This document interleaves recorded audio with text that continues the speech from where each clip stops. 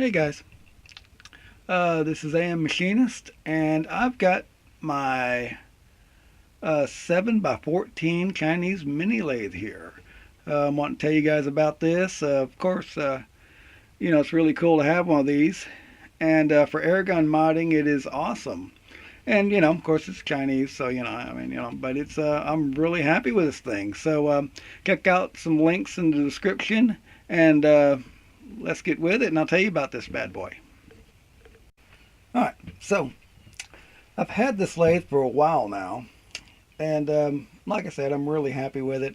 When I first got it, there was a couple things with it. Like for instance, the oil on it had metal grit in it from grinding or metal dust or something. Anyway, it was kind of a mess. And so the first thing I did was, after I made sure it was running and made sure everything kind of worked, I took the compound apart and cleaned out the oil, and then later on I took the crossfeed part and cleaned out the oil in it and re-oiled it and made sure everything was fine. And then the other thing was actually the lead screw. Now let's talk about the plastic gears. The deal with plastic gears is, well, all gears actually, they need backlash, and what that means is it needs some play in it, a few thousands. So when I was checking the gears, what I'd do is I'd want to make sure that there was some slop in it. So it wasn't real tight, to where I could just move it a little bit, and that's called backlash, and all gears need that. Well, when I was doing that, I found a problem in the lead screw, and the lead screw was bound up real bad. It was hard to turn. It was just bound up.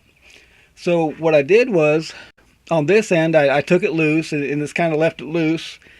And on this end, I took it loose, and I kind of felt of it, find out where it was, going to run smooth. So on this end, I think I had loosened it up and moved it up as much as I could.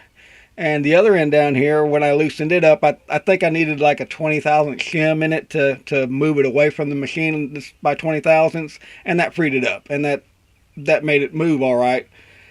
And making sure the gears were right, that they had some backlash and they turned freely and everything, and then the lead screw would turn freely, and that was really the only two issues I had with it. And now, I have modded this lathe, of course. I mean, that would be, the one of the first things I did, I guess, was the tool holder here had socket head cap screws sticking out of it, and they was probably an inch and a half high. Anyway, I never really cared for that, so I replaced them with set screws around here.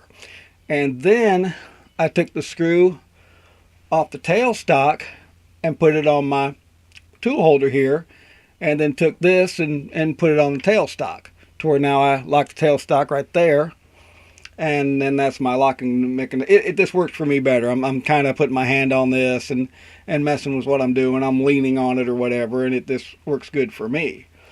Let me see here. The other thing I did, oh yes, the 3-jaw chuck. Let's move in here and let's get a look at this. Okay, guys. Now let's look at this closer. So I got 4 set screws in this thing, about 90 degrees apart. Now, like about. I mean, there may be something inside there where I couldn't get it exactly. Anyway, it's approximately 90 degrees apart. Now, what I needed was barrels. You indicate the inside of them, not necessarily the outside. So you need them to run true on the bore. What the outside is doing is really unimportant. But anyway, so I needed this 3-jaw chuck to be adjustable. Now, when I got the lathe, this chuck right here was running within 2,000ths, which was extremely good, I thought. I mean, I was okay with it, But I needed it to be adjustable. So what I did was, I took the bolts loose, and I have some outside diameter chuck jaws, and I put them on, and I chucked on this backwards. And then I went in here and I bored the inside of this out 40 or 50 thousandths or something. And so when I put it back on here, there was enough space in here to where I can move the chuck around, So then I added them set screws to where I can precisely move it. So these are self-locking nuts I had to put on here. And I torqued them to a little bit down to where it holds the chuck, but I can still move it. And then I just move the chuck by these set screws, and I can move it, 20 thousandths per side or something like that. Anyway, I can indicate stuff in using the 3-jaw chuck by this method. So there's a little flange on the inside on the spindle itself that the chuck would fit onto. And it was a really good fit. It slipped on there kind of tight, and it was a nice fit. But that was, I needed to bore the chuck out, and that way I could make an adjustable 3-jaw, and that's what I did. So that's one of the mods I did to it. And let me see here. Let's move around, and I'll show you something else. Okay, guys. Now I've got these adjustments in the compound here. These are factory. I adjust them out to where it's real snug when I feed the compound across. But this set screw right here, I drilled and tap it. This is a lock set screw, and I have one down here on the cross feed as well. So I could lock this in place, or I can lock the cross feed in place if I need to. And then when I back this off, it has the right tension that I like to where I keep it consistent. And as far as locking the carriage itself,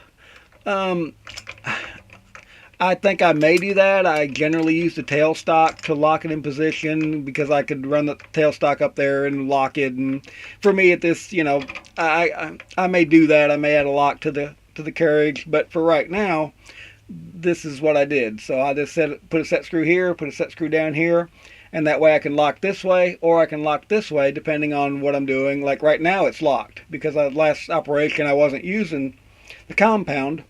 So I just locked it in place, and that way it don't move unexpectedly or anything like that. So let me see here. Oh yes, and something else. Let's move over here back to the chuck. These set screws here, before I forget to tell you guys, this is cast iron, and you need to be real careful if you're doing this to get those as close as possible without breaking out of the cast iron. So after I got all these drilled and tapped, I went back over it with a stone and made sure the back of the chuck was still flat. So I just stoned it a little bit and made sure it was all flat. So anyway, I want you to remember, that you're kind of really close to the edge there. So if you're going to do this, now I wouldn't recommend it. This chuck was absolutely really close, but for what I needed it to be adjustable. So anyway, so let's move on to some stuff I made for it. So let's look at that. Okay guys, now let me show you the very first tool I made for this lathe. This is a handle you insert in the back of the